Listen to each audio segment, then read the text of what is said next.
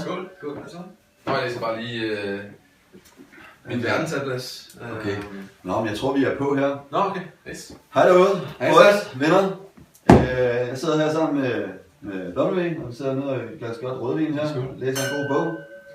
Vi har lidt praktiske informationer, vi gerne lige vil bringe videre til angående påskefesten på lørdag.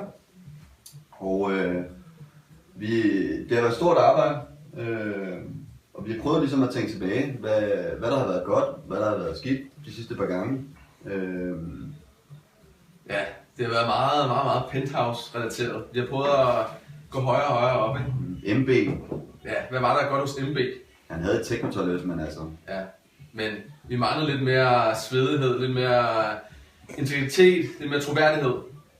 Mere intimt. Ja, mere intimt. Ja, altså... Hvor kan vi få sådan noget hen? Ja, så vi har knoklet en del, og prøvet virkelig at arbejde på sagen her. Vi har forsøgt at prøve at se, om vi kunne finde en hyggelig kælder og bringe os tilbage til de gode gamle dage. Så vi har været i gang med mange forhandlinger. K har været i Mexico i 2 ugers tid. Ikke særlig succesfuld på den front, mange andre fronter. Men jeg har blandt andet også været i de forhandlinger, mens han har været nede i Mexico og kommet i kontakt med en god ven. Ein Prosit, som vi nu hører. Ein Prosit der Gemütlichkeit. Ein Prosit der Gemütlichkeit.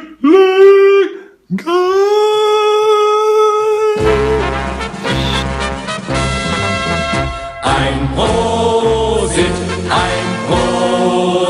der Gemütlichkeit. Ein Prosit der Gemütlichkeit. Wir versaufen unserer Oma ihr klein Häuschen. Wir versaufen unserer Oma ihr klein Häuschen mit der ersten und der zweiten Hypothek.